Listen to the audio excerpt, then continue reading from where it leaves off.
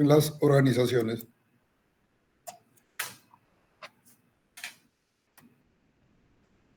Introducción.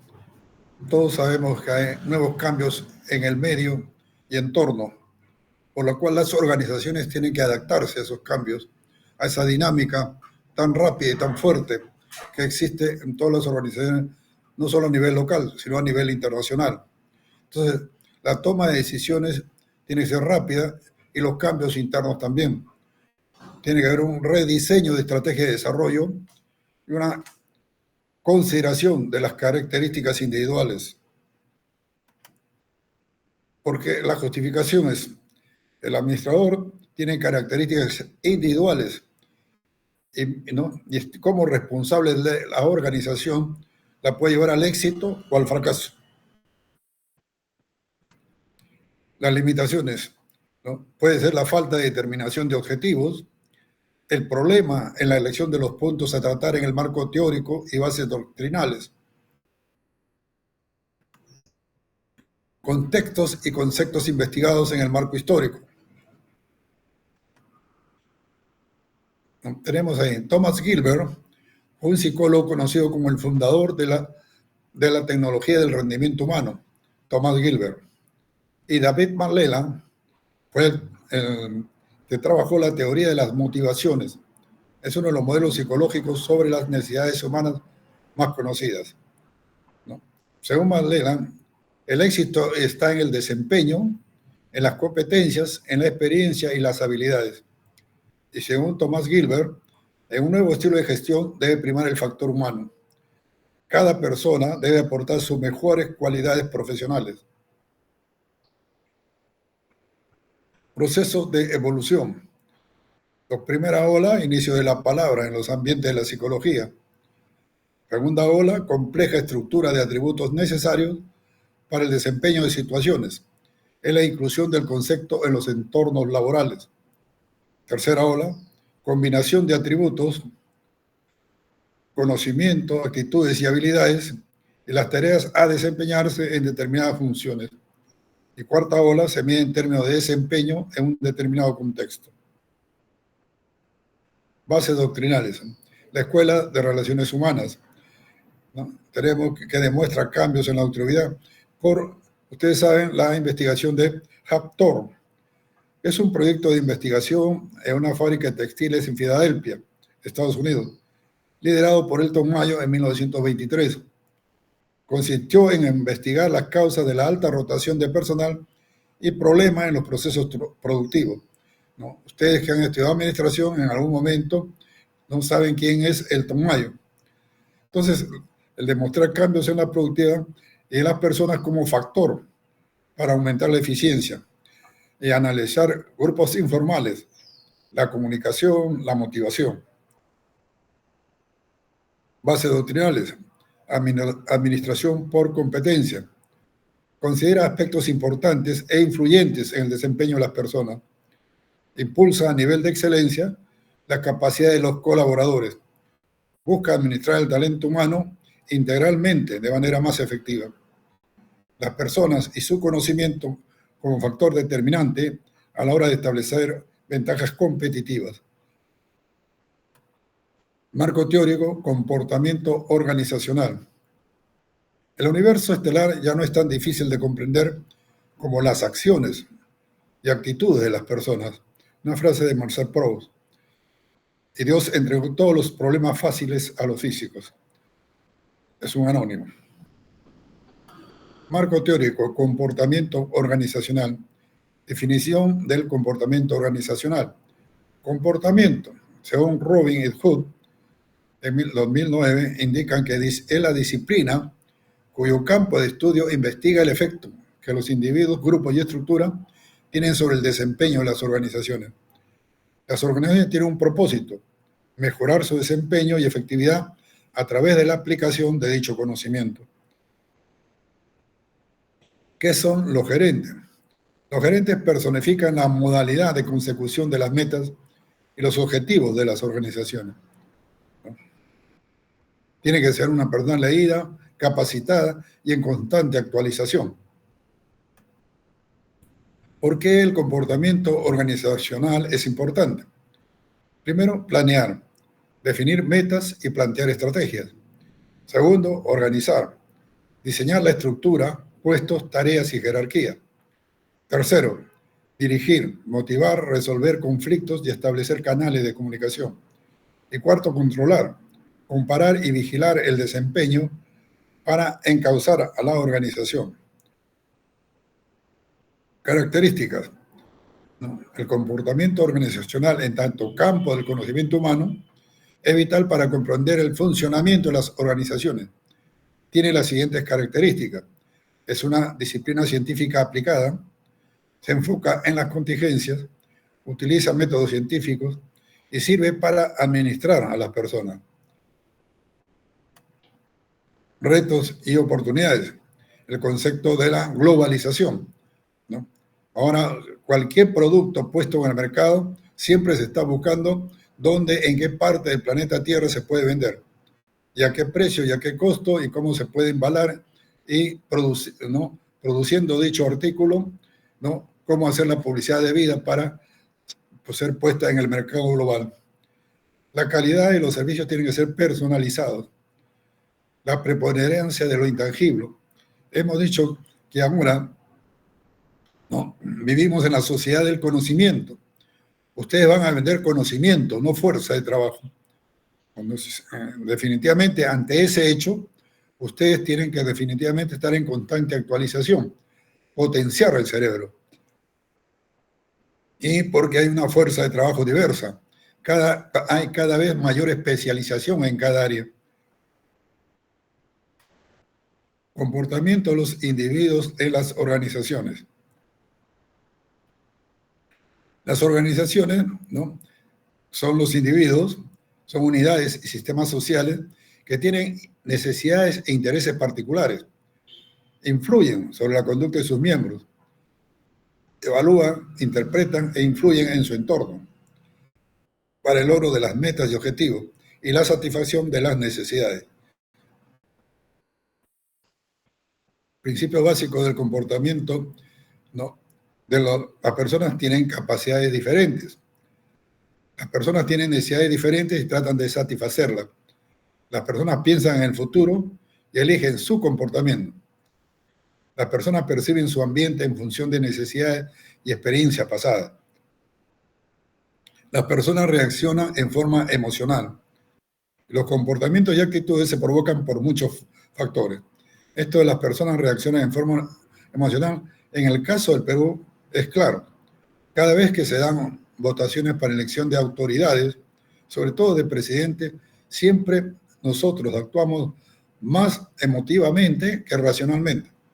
Es una característica. Entonces, muchos de los personas que trabajan en el área de marketing político tratan de llegar a nosotros con ese mensaje emotivo que diga, no, yo voy a votar por esta persona, aún sabiendo que dicha persona no reúne las condiciones necesarias para ser, digamos, presidente. Características individuales. Según Chavenato, en su libro del año 2009, él habla de la personalidad, ¿no?, el carácter y temperamento que tiene que ver del trabajador. Las actitudes físicas y cognitivas, que está desarrollado en las habilidades, ¿no?, lo cual le genera competencias, y también las creencias, ¿no?, que son parte de las motivaciones, ¿no? Entonces nosotros hablamos de un punto de vista religioso. Nosotros somos creyentes, ¿no?, y la mayoría somos, digamos, creyentes en la religión católica, la mayoría, ¿no? Pero fíjense ustedes qué está pasando en Europa. En Europa, la creencia musulmana ha invadido toda Europa, ¿no? España, el sur de España es totalmente musulmán, ¿no? Francia es un país totalmente musulmanizado. Tiene, ¿no?, cada vez hay más construcción de mezquitas, ¿no? Y el idioma de cocina es el árabe. Usted va a un restaurante, sube a un taxi, definitivamente es una persona que le está haciendo, ¿no?, el servicio, pero le habla en árabe. Tipos de actitudes. Actitudes físicas, la fuerza muscular, la resistencia cardiovascular y la calidad del movimiento, ¿no? Entonces, la persona que ustedes tienen que contratar tiene que tener una determinada, de acuerdo al trabajo, una determinada fuerza laboral o muscular. Tiene también una resistencia cardiovascular, ¿no? No puede estar enfermo del corazón o puede estar enfermo de determinadas enfermedades ya, digamos, que son lastre para la persona. Y la calidad del movimiento.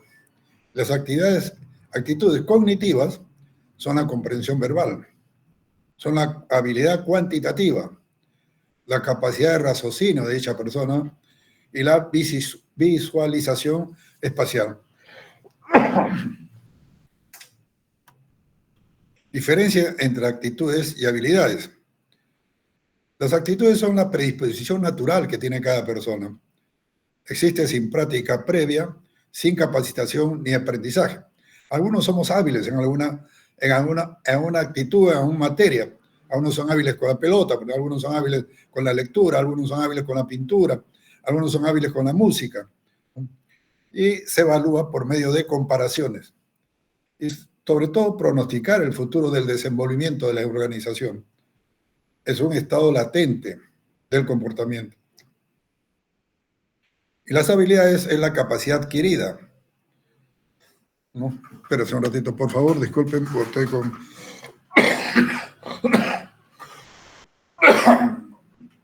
Estoy con la gripe.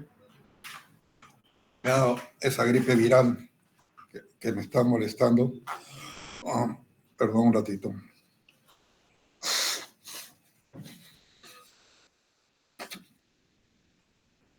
Bueno, seguimos. Las habilidades. Estamos hablando de la capacidad adquirida, ¿no? Que surge también luego de la capacitación y aprendizaje, y la evaluación, rendimiento en el trabajo. Permite diagnosticar el presente y la capacidad del individuo. Es un estado actual y real del comportamiento. Tenemos influencia de las características individuales en el desempeño del puesto, ¿no? No tenemos extraversión, si es extrovertido, si es afable, si tiene dominio de las tareas, si tiene experiencia en el puesto, si tiene actitudes cognitivas de aprendizaje e improvisación y también si tiene interés.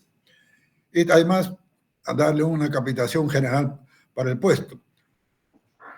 Tiene que tener también una adaptación emocional y un sentido de responsabilidad, lo cual genera motivación en el desempeño de sus funciones a las cuales ha sido asignado.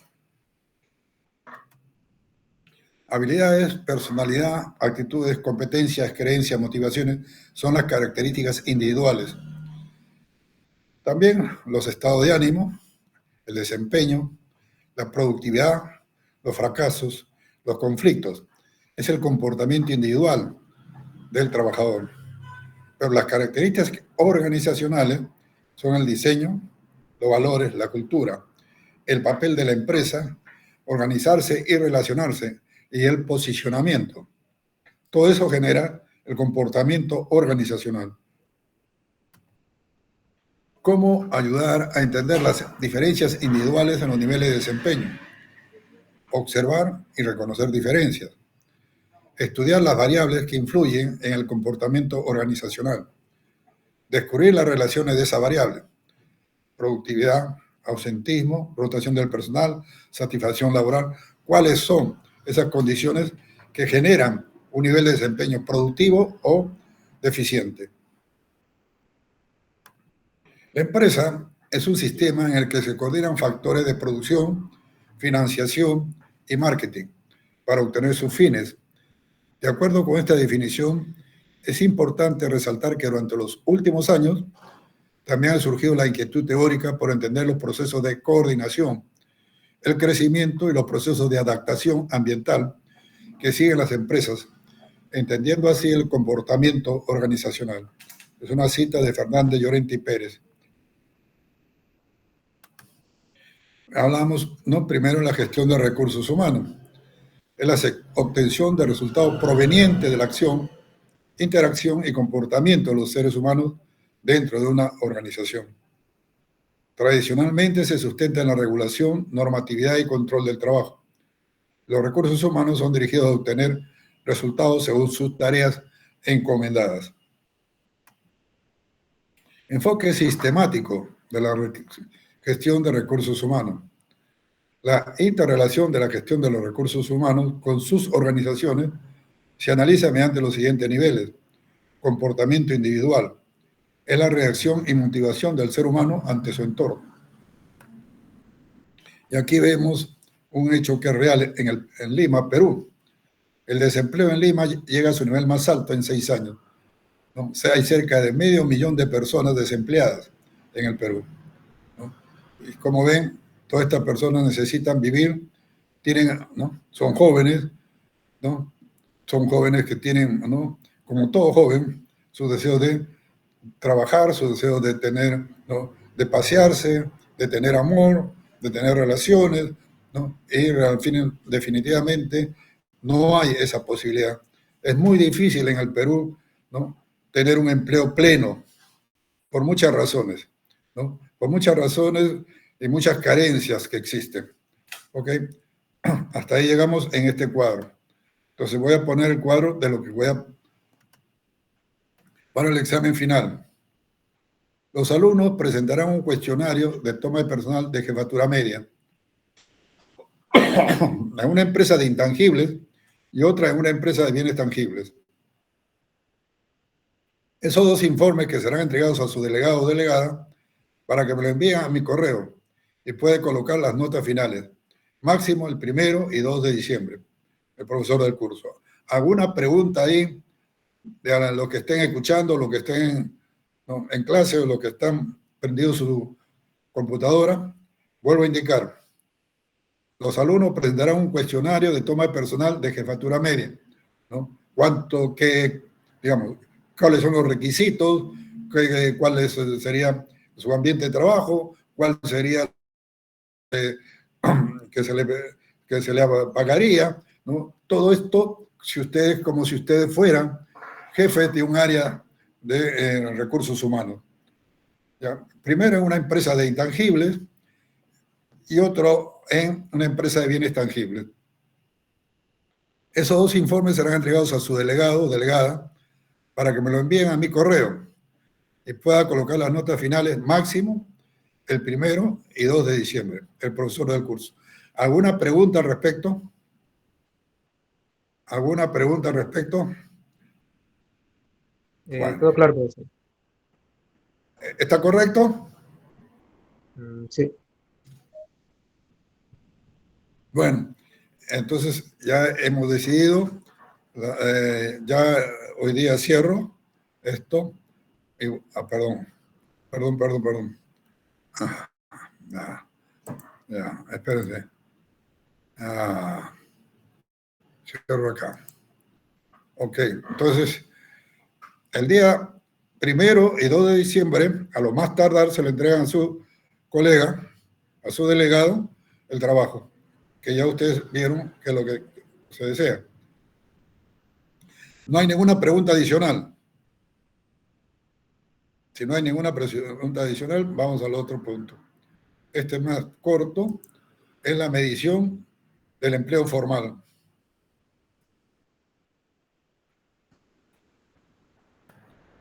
En nuestro país, el Perú, existen 3 indicadores que miden el empleo.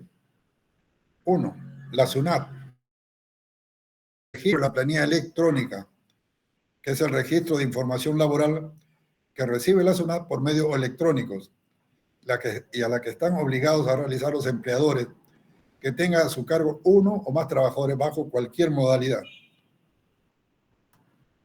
Segundo, el indicador mensual de empleo contenido en el informe estadístico mensual, ¿no? Informe estadístico mensual del Ministerio de Trabajo y Promoción del Empleo, que se elabora a partir de la encuesta nacional de variación mensual del empleo y la encuesta mensual de empleo en el sector construcción, con una cobertura de las empresas privadas formales de 10 o más trabajadores de 30 ciudades del país en el ámbito urbano.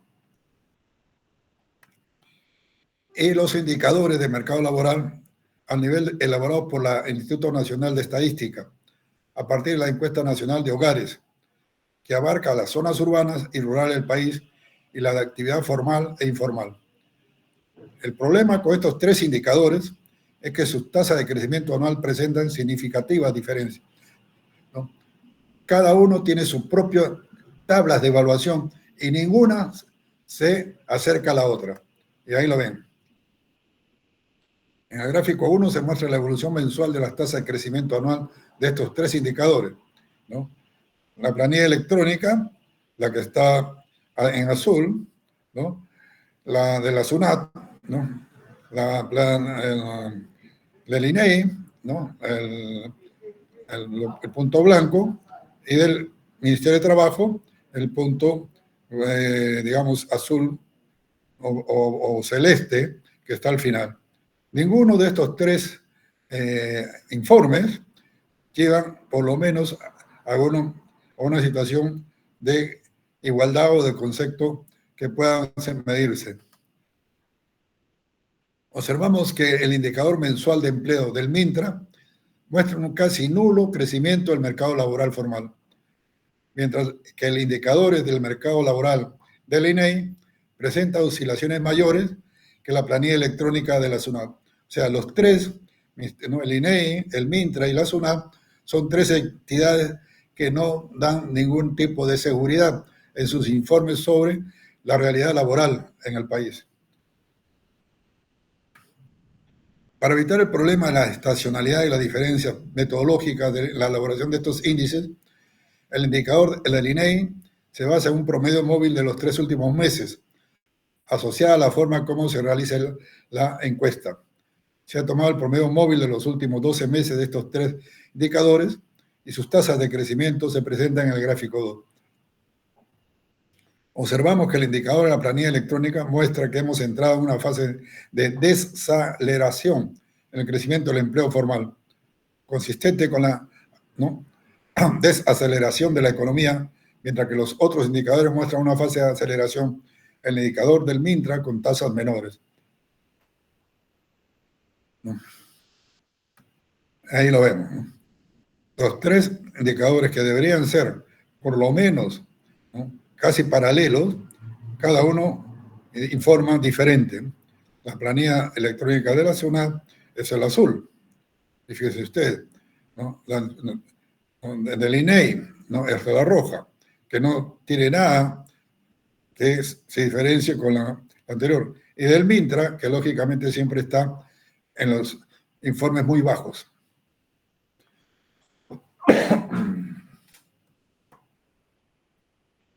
¿A qué indicador creerle? Lo primero que hay que tomar en cuenta es la cobertura de los indicadores. La planilla electrónica abarca todo el universo del mercado formal. Más que una encuesta, es una medición de todo el universo laboral formal.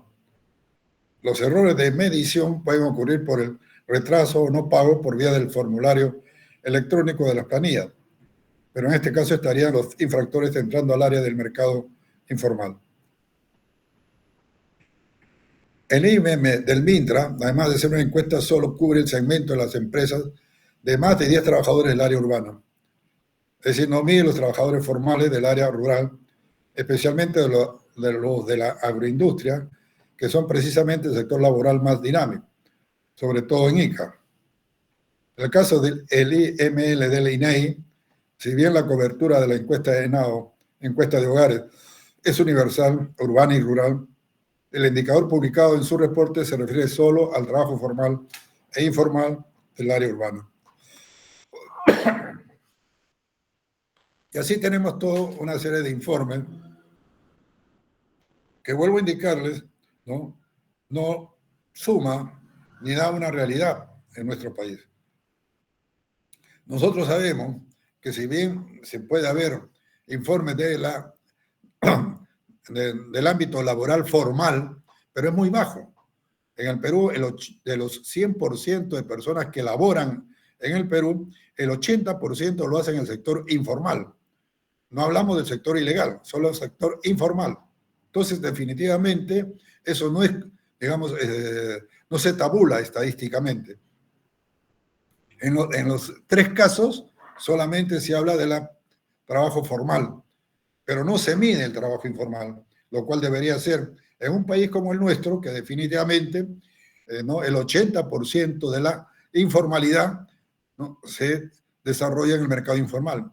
Y esto lo vamos a ver ahorita en Navidad, ¿no? Las calles van a estar totalmente cerradas y abarrotadas, ¿no? Sobre todo mesas redondas, tratando de vender, ¿no? sus productos navideños, los panetones y los juguetes y todo lo que pueda hacer. Y eso se da como un hecho que en muchos de los casos no son computables por estos organismos estatales. Bueno, eso es lo que quería hablar, decirles a ustedes en cuanto a este hecho que es una realidad, ¿no? Ok. ¿Alguna pregunta, por favor? Como ustedes ven, estoy con